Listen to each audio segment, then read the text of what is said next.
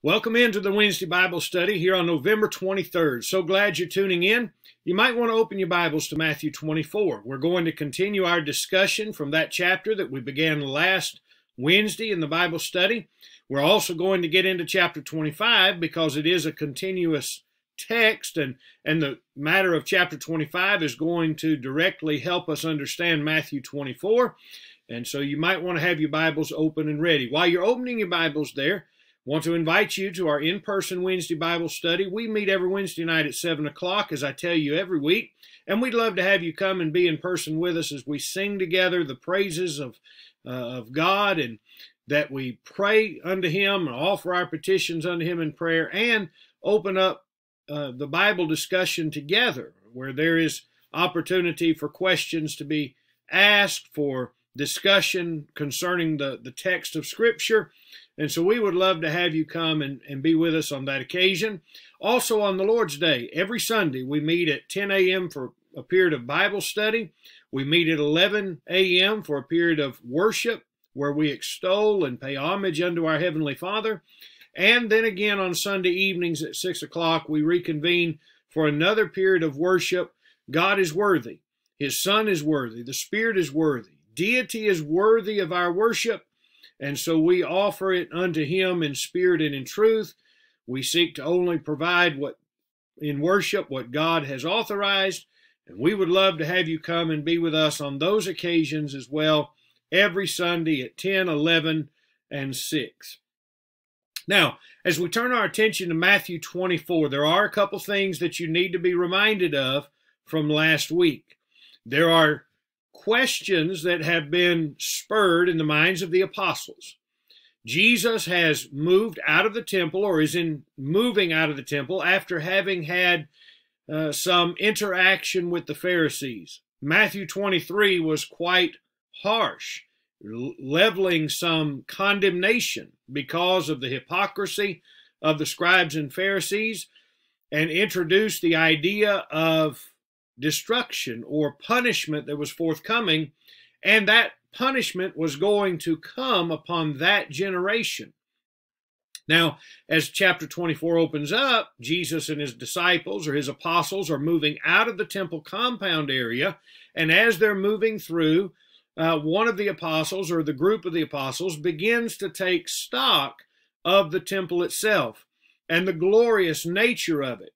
And Jesus responds by saying, not one stone is going to be left upon another. And we talked about just how large those stones were.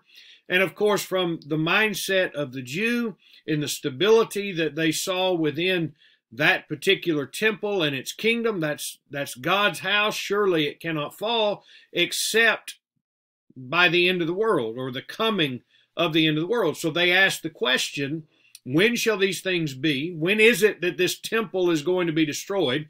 What will the sign of that destruction be? How will we know it's about to happen? And then when is the end of the world? Well, Jesus actually addressed it as three distinct questions, where the disciples had two questions in mind. When shall this be? In their mind, had to have been the end of the world, something so calamitous that it would be the end of the world. And how will we know it's about to happen? Well, Jesus addresses it as three questions. When would that destruction of that temple occur? What would the sign of that destruction be? And then when is the end of the world, as a distinct event? Remember, we took note of the conjunction but in verse number 36 of chapter 24. And he said, but of that day and hour, noting a distinction between the subject matter before it and the subject matter after it. Yes, they are equal in consideration, they are equal in thought, they are equal in topic, but yet they are distinct topics. They are distinct answers to distinct questions. And so regarding the destruction of Jerusalem that we talked about last week, remember, there were things that Jesus said are not signs of the destruction of Jerusalem. And a lot of times people look at those things in the early part of chapter 24, like wars and rumors of wars and pestilence and earthquakes and things such as that, as signs of the end times. But Jesus clearly said the end is not yet. So those things were not signs of the destruction of Jerusalem at all. And yet people misconstrue and misunderstand, maybe because they didn't clearly read Matthew 24, maybe because they haven't read Matthew 24 at all in context, maybe because they heard someone talk about it who was not completely honest about what it said. But for whatever reason, they didn't realize that those things are not actually signs of anything. Jesus said those weren't the signs. The end is not yet. But here is the sign, the abomination of desolation. When those Roman armies encompassed Jerusalem and then came right to the temple of God and established their polytheistic practices, or the idea of sacrifice unto their idol gods, the abomination of desolation took place. That was the abomination of desolation, and that was the key sign that said the destruction of Jerusalem is now imminent. It's about to happen, so the Christians need to get out of the city, and they did. And so Jesus said, here's what you do when you see that sign. Now, one of the great points we made as to why Matthew even incorporated this within his writing was because that verse number 30 identifies this whole destruction of Jerusalem as a key sign, an indicator that Jesus would be reigning upon his throne, because he says, then shall ye see the Son of Man coming in the clouds of heaven with power and great glory.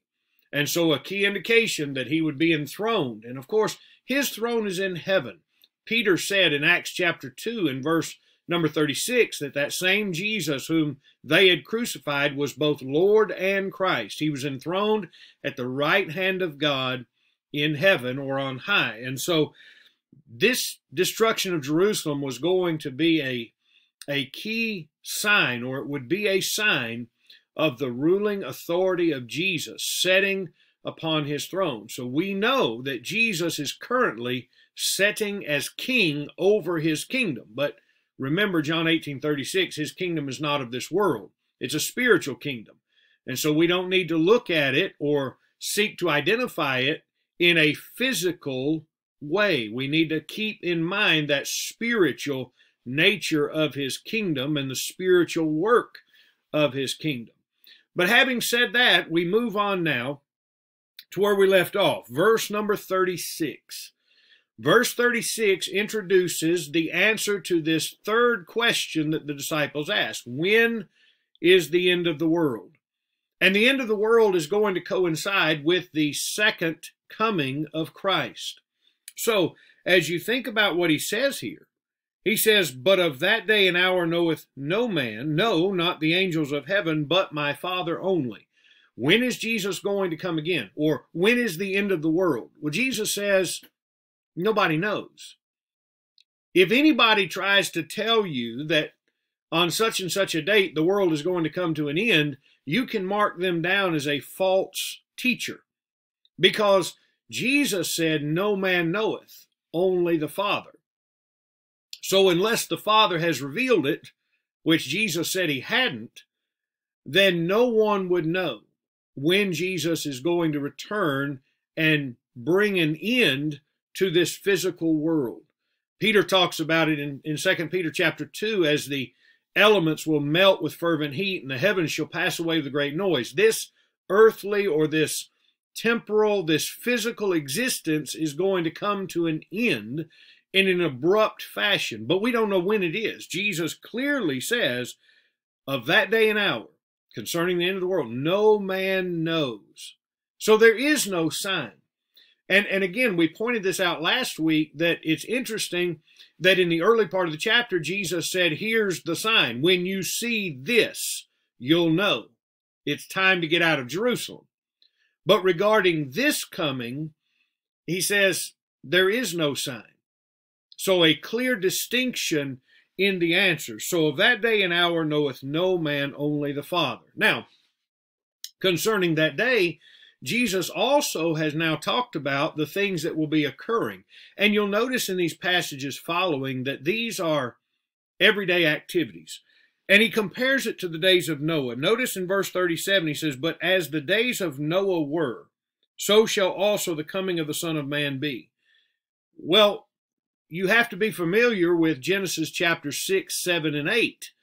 You have to be familiar with the account of the flood and Noah's work in preparation leading up to that flood. Noah was told, being warned of God, according to Hebrews chapter 11, that there was destruction coming.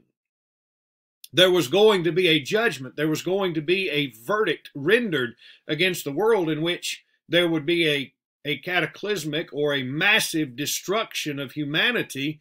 And as a result of humanity's sins, it would also impact the habitable world. And so God was going to bring in a flood upon the world. But there was no indication as to the moments leading up to that, as to when that rain would begin falling, and when the fountains of the deep would burst forth and fill the earth with water from beneath as the rains were filling it from above. In the days of Noah, remember Noah had been preaching for 120 years that this event was coming, and people carried on with life. Peter lets us know that they made a mockery of Noah's words. They mocked or they scoffed at Noah's words. And so he says, they knew not verse 38, for the days that were before the flood, they were eating and drinking. Normal activity, partaking in physical sustenance every day, eat and drink. They were marrying and giving in marriage, common practice or common circumstances, normal activities, entering into marriage and being given in marriage. So that, you think about the times of the patriarchs, and even here in the first century, a key to understand in the development or the ideas of the day and how marriages took place, because Matthew 25, there's something about marriage that we'll have to understand. These marriages were arranged. So the idea of being given in marriage, that is, the parents of the children were arranging the marriages of their children. Sometimes those arrangements happen years in advance. And so as they were being given in marriage, that is, these agreements were being made that, yes, our children will be married in the future, that was looking out ahead with no indication or no consideration that the future was going to be abruptly changed as Noah had been preaching. The flood was going to come in and destroy. And until the day Noah entered the ark, they were engaged in these activities. Then the flood came, verse 39, and took them all away. So shall also the coming of the Son of Man be. Just like that. They all ended up surprised. They shouldn't have been, but they were, because they didn't heed the words of Noah to make themselves ready or prepare. Come into the ark. And they would not. And so the day came, the rains began to fall, the fountains of the deep burst forth, and it took them all away. It destroyed all of them that were outside the ark. And in the same fashion shall the end of time be. Folks, there are no signs. There's not going to be an indication. And all of those individuals who would say, oh, it's the signs of the times. Oh, look at what's going on around us. Clearly, there's an indication that the end of the world is at hand. They either don't know what the Bible actually says, or they are purposefully being dishonest as to what the Bible says. And they fooled a lot of people. And there's a lot of people that so speak as though there are signs concerning when the end of the earth is going to come. But folks, there's not. And that's what Jesus said about it. Now notice here in verse number 40 and 41, as it is regarding the coming of the Son of Man. He says, then, when the Son of Man comes, in the time, or at that time the Son of Man comes, two shall be in the field. Again, normal activity. And being in the field particularly speaks to the men of the society. As these men are working in the field, one of them is taken and the other is left. In verse 41, two women shall be grinding at the mill. And we're not talking about huge grinding mills. We're talking about those that normally each family would have, made out of at least two stones, but that could be turned by hand or maybe even turned by a beast of burden. But the grinding was usually done by the women near the house. And so two women are grinding at the mill. One should be taken and the other left. Now, what sometimes happens to these verses is they make an application to an event that the denominational world refers to as the rapture. In case of rapture, you may have seen the bumper stickers. In case of rapture, this vehicle will be unmanned. The idea that there's going to be an occasion where people just vanish from the earth while other people stay here. But you got to leave verse 40 and 41 in context, because at the coming of the Son of Man, just like in the days of Noah, remember, in the days of Noah, you had a judgment that was being made. You had an ending of the world that then was. And now we're talking about the ending of this world. When we talk about being left, it's not being left in this world. So there has to be another explanation. And remember the continuous nature of the discussion that Jesus is issuing. You cannot divorce verse 40 and 41 of Matthew 24 from the first part of this section or the latter part of it, and you can't divorce it from chapter 25. Because in these sections, you have discussion of a separation. And when you talk about one being taken and the other left, all you're talking about is an emphasis of separating individuals. Well, in what way in the coming of Jesus is there that separation? If we jump to the end of chapter 25, but we're still in the context of his talking here, verse number 1 of chapter 25 says, "Then shall the kingdom be," at that time, which is a reference right back to what he's talking about at the end of chapter 24, the coming of Jesus and the judgment that would take place at that time.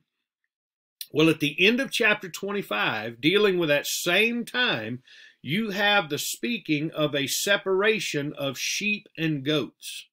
Two distinctly, obviously distinct animals. Different nature or different complexities of their being as to their demeanors and so forth. And he says there's going to be that separation. You might even look at it this way. When he talks about the two in the field, there's going to be the separation of the sheep and the goats. One taken, one left. When the two women are at the mill, one taken, one left, separation of sheep and goats. All we're talking about is judgment here, and we're emphasizing this separation. We might add here for a cross-reference, John 5, 28 and 29, when Jesus says, "The hour is coming which all that are in the grave shall hear his voice, and they shall be raised, some to the resurrection of life, others to the resurrection of damnation." That's the separation that we're talking about here when one is taken and another left. And so do not remove verse 40 and 41. There is going to be a great separation time. When Jesus comes again and he takes his throne in judgment, there will be a separation of men. There's going to be a dividing of the righteous and the unrighteous. And so that's all that means. Now let's keep going here in verse 42 through 44. We have a section that, again, is teaching something about the final coming.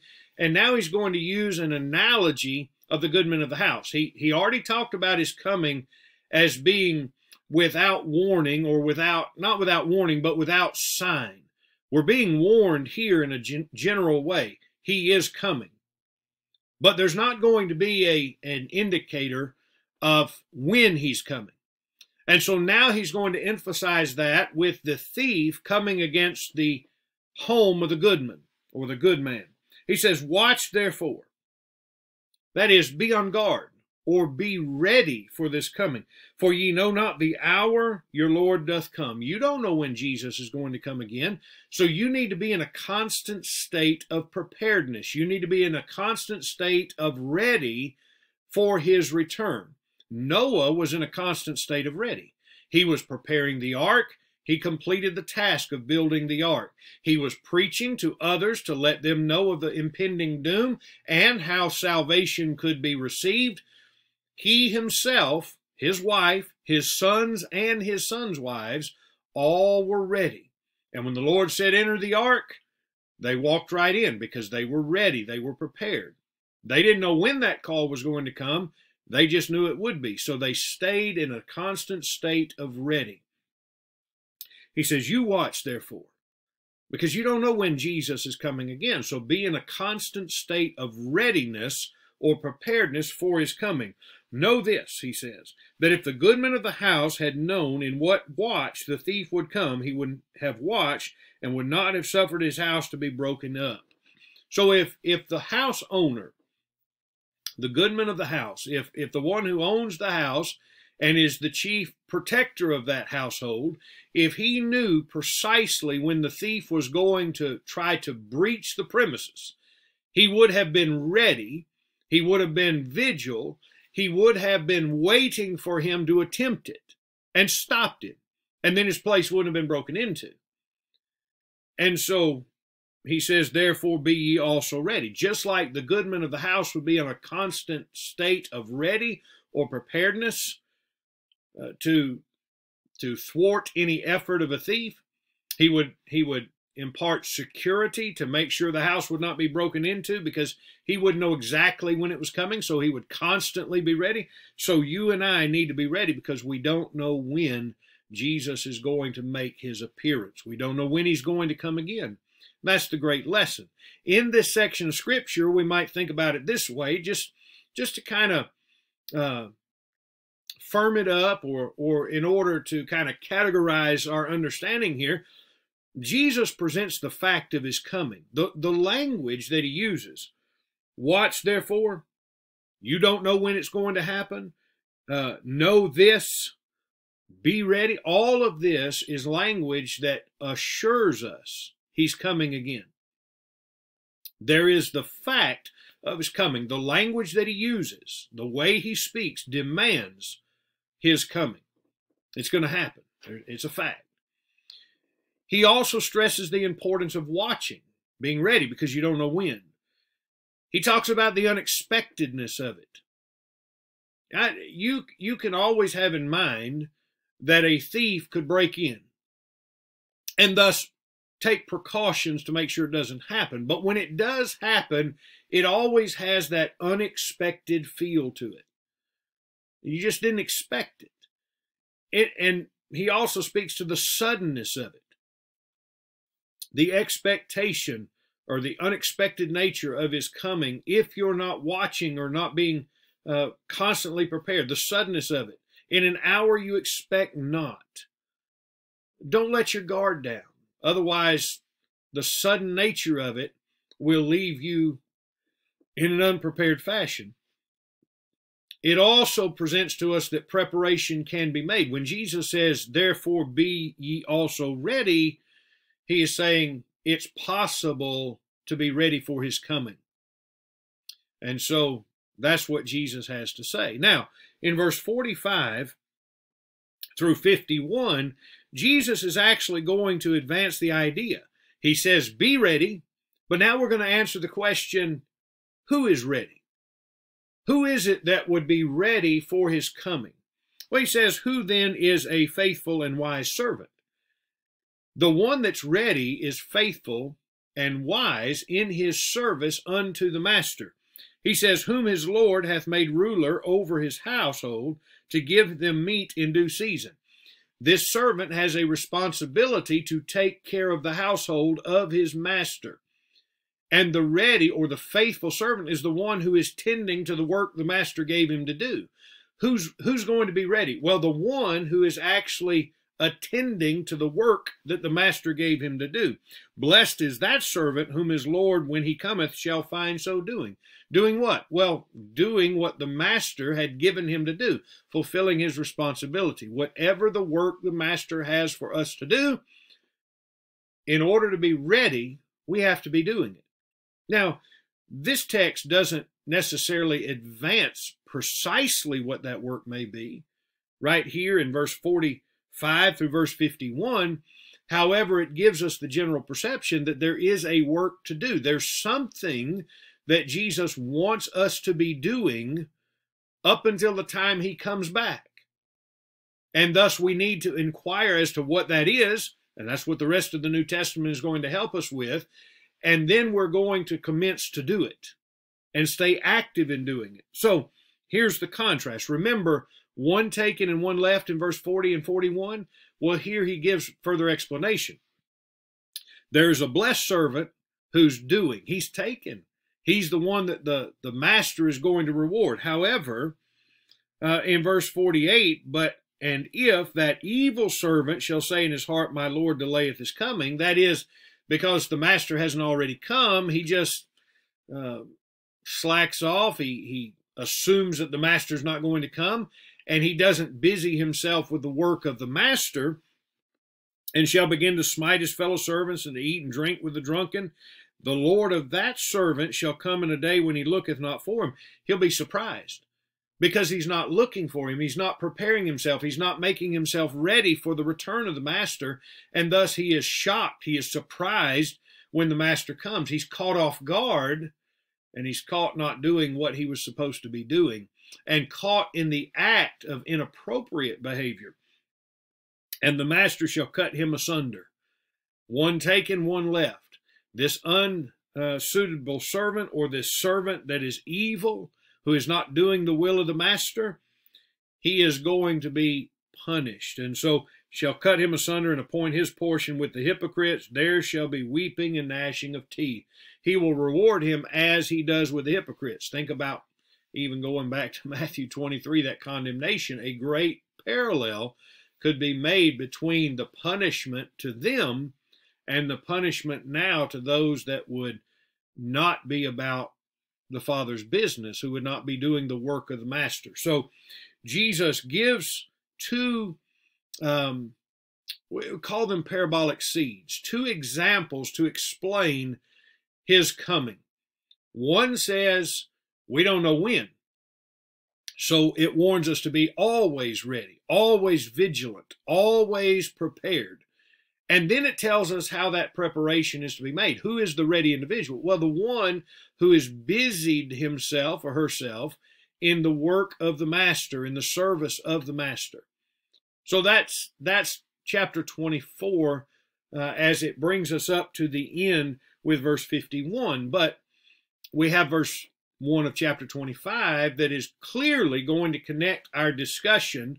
Remember, we've been talking about this continuous discussion. So verse 1 of chapter 25 immediately connects to what he has just been saying. And he says, then shall the kingdom of heaven be likened unto 10 virgins at that time, or then, at that time. At what time? Well, when the master returns. He just, in verse 45 through 51, had spoken of that faithful servant versus the unfaithful upon the return of the master. And now he is going to give a discussion to the kingdom. Now, I want you to notice something here. In every one of these, whether you're talking about the servant that is blessed and the servant that is evil, they are both servants of the master. As we get into this next, he's going to give a parable regarding the kingdom. Then shall the kingdom of heaven be. Understand that the 10 virgins of the parable are all represented as being a part of the kingdom. Then we're going to talk about the parable of the talents. And we're going to have 3 men that are bestowed certain equities from the master who's going into a far country. But all 3 of those servants were within the servitude or the realm of servitude. And of course, the kingdom of heaven is as a man traveling in verse 14. So again, all 3 of these are represented as being a part of the kingdom. And then the Son of Man coming in his glory. And he talks about the king separating the sheep from the goats. Well, again, we're looking at those within the kingdom. And so all of this is relative to those that are part of the kingdom or a part of the church. It doesn't mean that those that are outside the kingdom or outside the church won't face Jesus in judgment. But we are only focused right now on those that are in the kingdom. And this is a very valuable point to be made. Among these 10 virgins, 5 of them are going to be found unfaithful. Among the talents, 1 of them is going to be found unprofitable. And then there's the 5 foolish virgins are going to be shut out. The unprepared virgins are going to be shut out of the marriage feast. And the one talented man is going to be cast into outer darkness where there's weeping and gnashing of teeth. And the goats are going to enter into eternal punishment.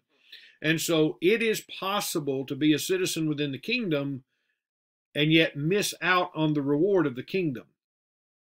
That's why we must be constant in our preparation. That's why we must be constant in our readiness, always serving the master in the proper way. And that's going to be the emphasis here in verse 1 through verse number 46 of chapter 25. Now, as time allows, we can't say everything that we might want to say about chapter 25, but we will say a few things to help our understanding here. Do remember that in Matthew 25, it is the continuation of chapter 24. So we're still talking about the second coming of Jesus and the end of the world. And at that time, the kingdom is going to be likened unto. You might hearken in your mind back to Matthew 13, when Jesus gave 7 parables and 6 of them began with the kingdom of heaven is likened unto. Those parables were all presenting the nature of the kingdom as it exists here upon the earth. Once it was established in Acts chapter 2, they saw the kingdom of God come with power as Jesus said they would. The power came with the Holy Spirit because they were endued with power from on high. The power came when the Holy Spirit came. And so as they are involved, the apostles are involved in the establishment of the kingdom had its beginning. And while the kingdom exists here on the earth, those parables of the wheat and the tares, of the leaven, of the mustard seed, of the pearl of great price, the hidden treasure, and even the dragnet, they all focus on the kingdom's existence in the world. There's coming a time, though, when this world will come to an end. What of the kingdom then? What will happen regarding the kingdom when the world comes to an end? Now, the parable of the dragnet at the end of chapter 13 of Matthew gave insight into that. It wasn't necessarily the strong key for the nature of the kingdom here upon the earth, but it does present to us, as the dragnet presented, that there can be both good and bad in the church, unfortunately. Our job is to drag the net through the waters of life, as it were, and to catch fish or to catch men with the net of the gospel. It's not our job to sort out the fish. That was for the angels, as Jesus explains it. That's the taken and the left, that separation that would take place at the end of the world. And the dragnet parable was clear about that. But here in Matthew 25, we're going to focus on that part regarding the kingdom. The end of this world, when Jesus comes again, what will the kingdom be like? Well, it will be like 10 virgins. They took their lamps, they went forth to meet the bridegroom. Now, 5 of them are going to be classified as wise, 5 of them are going to be foolish. And we might, let's set the stage. The 5 foolish were just unprepared. They ran out of oil. They had to go and buy some, and when they went and bought some, the bridegroom came. The 5 wise had not only taken oil in their lamps, but they took extra in case the bridegroom tarried. They didn't know exactly when he would come. They were ready for his coming. They were in that state of constant preparedness. When he finally comes, they enter in because they're there. The 5 foolish, they've had to go to the marketplace and get new oil. Well, let's go to the first century setting and understand what is taking place and how that parable actually presents it. So, in the first century, in the marriage scenario, you can't put on a pair of glasses for the 21st century and look at Matthew 25 in that way regarding marriage. In our culture today, the primary emphasis of a wedding is usually upon the bride. In the first century, it was generally upon the groom. That's why the bridegroom is emphasized here. The whole format of the wedding was different. These marriages, as we said earlier in our study, were arranged. And so there would be the official betrothal. Then there would come after that year of betrothal, that year of engagement, that was a very serious matter. Harken back in your mind to Matthew chapter 1, where Joseph and Mary were betrothed, but she was found with child, and God had to explain to Joseph why that was, lest he put her away. That's how strong this betrothal period was. The marriage of Joseph and Mary would have been arranged long before that betrothal period. But with that betrothal period, there was the preparation that the groom would make during that year period for the house or the structure where he would take his bride to live. Then would come the wedding ceremony, and the groom would go to the house of the bride. The bride's family, the father of the bride, would produce a great feast. These feasts may last from 3 to 7 days. And it was expected to last at least 3. 7 days was an indicator of your wealth or your ability to make grand provision. Maybe even it would last longer than that. The feast would continue till they ran out of food. And so you don't know, would it be 3 days? Would it be 7 days? Would it be longer? And then would come the time when they were done feasting in the ceremony of the bride's house, the bride's father's house. There would then be a grand procession to the place that the bridegroom had made preparation for with his wife, and then they would commence to feast there as well. So these 10 virgins, rather, of the parable are the ones that are waiting at the bridegroom's house, the one that he has prepared. They don't know how long the feast is going to last at the bride's house or the family of the bride's house. They've just got to be ready for it to last a long period of time. 5 of them were wise. They made preparation in case this matter tarried, in case it went longer than expected. They would have plenty of oil, so their lamps would be lighting the pathway as the procession, or the marriage or the wedding procession, proceeded from the house of the bride, the father of the bride's house, to this house of the groom. 5 foolish ones, they were unprepared for it. So when it finally was announced the bridegroom is coming, the procession is on its way, they get up, they trim their lamps. Of course, it happened in the nighttime. They slumbered and slept in verse 5, and at midnight there was the cry made, behold, the bridegroom cometh. Go ye out to meet him. So now it's time in the midnight hour to trim those lamps, get them burning so it lights the pathway to the house. Well, unfortunately, the 5 unprepared, the 5 foolish virgins were not found with oil. And the prepared ones only had enough for themselves. And so they were welcomed in. The others were not there. The door was shut, and realized the bridegroom had the authority to include or exclude whom he will. And he excluded the unprepared. They would not open the door unto them, and he included the prepared.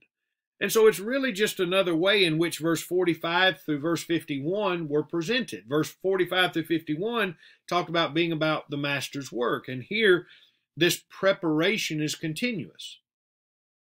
Now, Jesus is obviously the bridegroom, because we're talking about the coming of the Son of Man. We're talking about the end of the world. We're talking about the second coming. And that means he has the authority to include and exclude. Who is he going to include in this grand marriage feast? He's going to include the prepared. He's going to exclude the unprepared. Thus, we need to be making preparation. I want you to understand that these 5 foolish, they weren't devilish. They weren't wicked. They weren't evil. They weren't defiled. They were simply unprepared because they hadn't made the preparation. They hadn't been doing what they needed to do.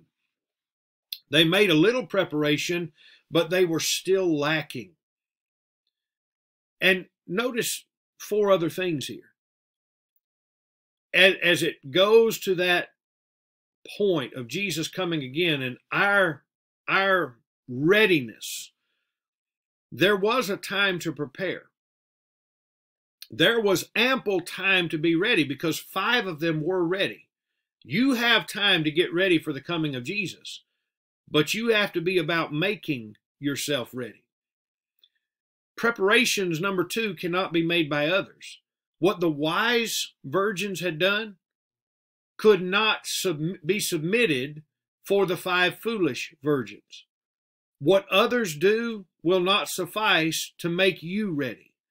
So your mother and father can't work for you. Your son or daughter can't make preparation for you.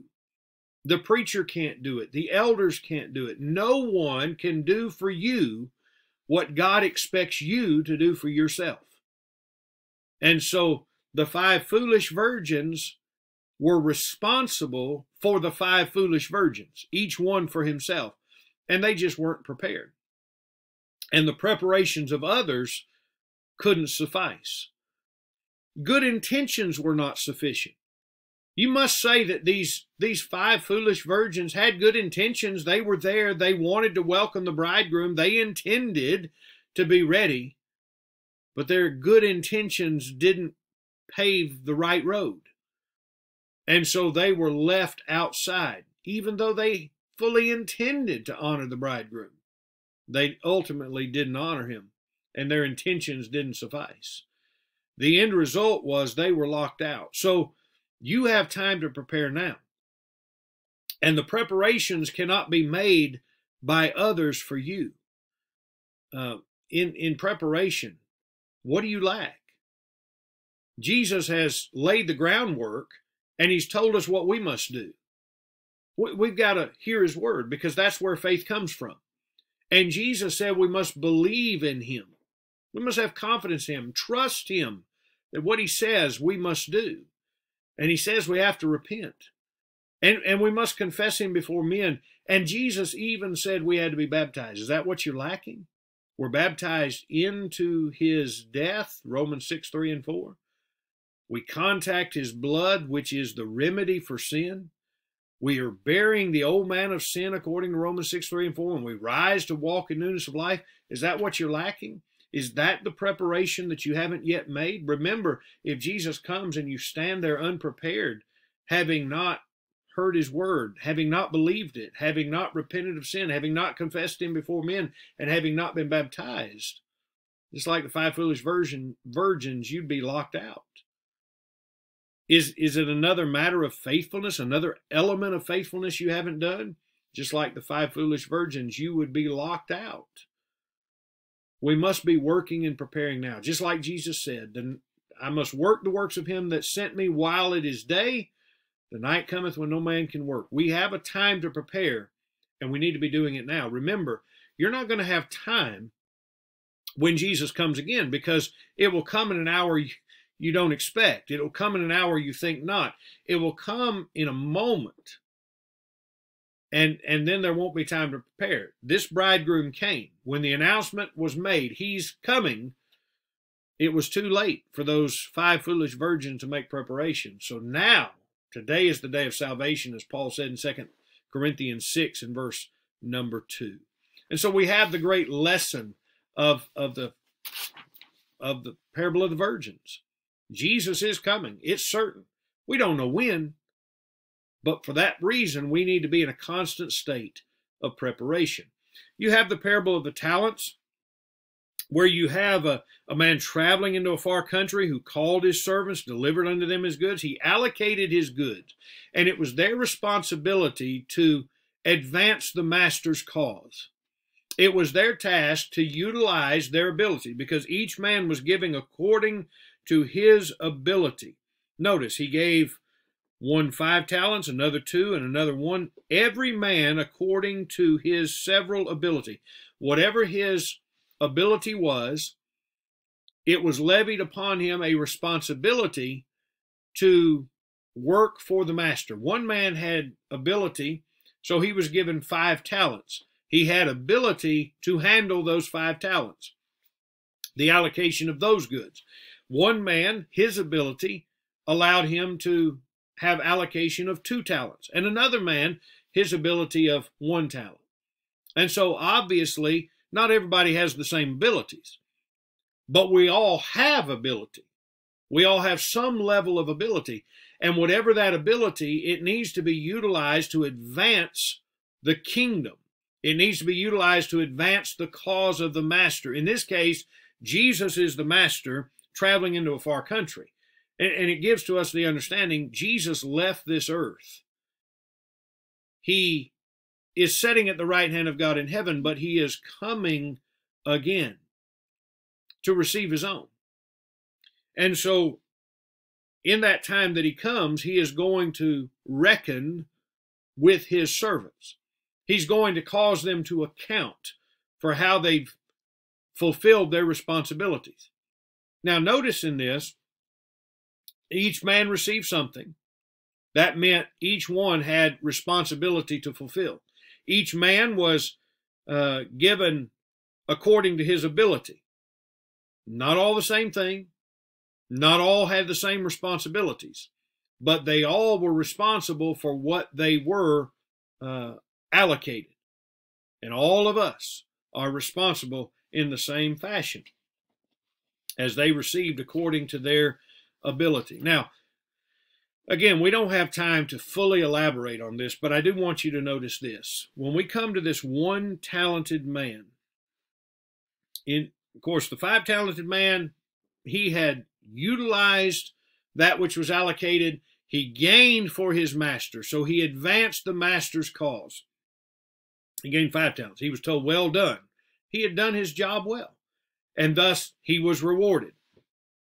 Same with the 2 talented man in verse number 23. Well done, thou good and faithful servant. However, the 1 talented man, in verse 24, it says, he came and said, Lord, I knew thee that thou wert an hard man, reaping where thou hast not sown, gathering where thou hast not strawed, and I was afraid, and went and hid thy talent in the earth, and lo, thou hast there that is thine. Now think about the failing of this man. The 1 talented man was not overtly wicked, just like the 5 foolish virgins. He wasn't evil. He wasn't defiled. He wasn't one who was overtly practicing wickedness. He just didn't fulfill his responsibility within the kingdom. Why didn't he? Well, one, he didn't have faith in himself. He didn't believe that he could do justice or do right by his master. So he didn't want to lose what was his master's. He simply buried it in the earth. But he didn't implement it into activity so as to reproduce. So he had a lack of trust or lack of faith in himself, unsure of his own abilities. We also note he didn't have the courage to work. Was he lazy? We could say he was lazy, but out of fear, he chose not to do anything for fear that he might fail. That also means, though, that he didn't have faith in his master. He didn't have faith that his master would treat him fairly. He didn't have faith that his master would be just unto him. Rather, he feared that his master would be unjust, would be cruel, or would give him a bad deal. He certainly didn't know his master very well.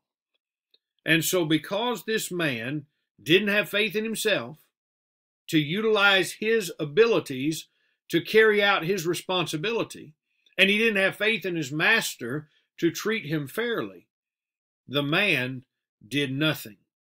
And in doing nothing, he says, take therefore the talent from him, give it unto the man that hath 10 talents, for unto every one that hath shall be given, and he that hath abundance. But from him that hath not shall be taken away even that he hath. Cast ye the unprofitable servant into outer darkness. There shall be weeping and gnashing of teeth.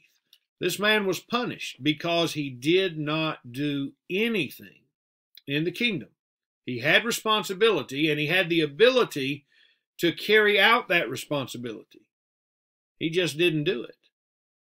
He made no preparation. He was not ready when the master came back. Now, as we advance the thought, because that's a warning, we need to be working within the kingdom. We do need to give consideration to this last section.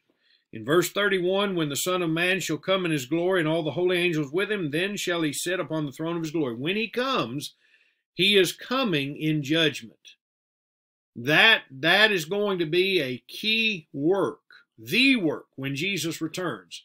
When this world is going to end, there's going to be the work of judgment. And he's going to, when all nations are gathered before him.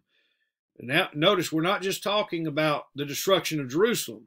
That was the first part of Matthew 24. We're talking about the end of the world. It's not just about Jerusalem.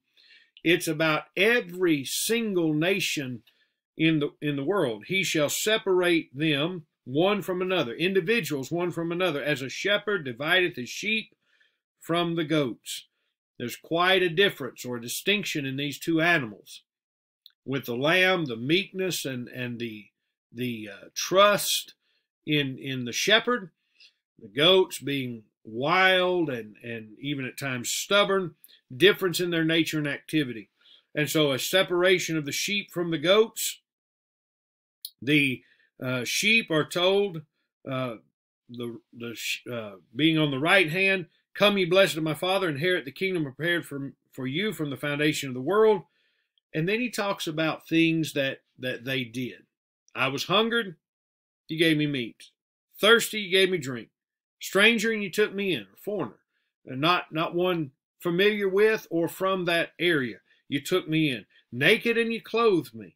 I was sick, and you visited me. In prison, and you came unto me. Of course, they want to know when. He said, when you did it unto the least of these, my brethren. You think about what the 5-talented man did and the 2-talented man in advancing their master's cause.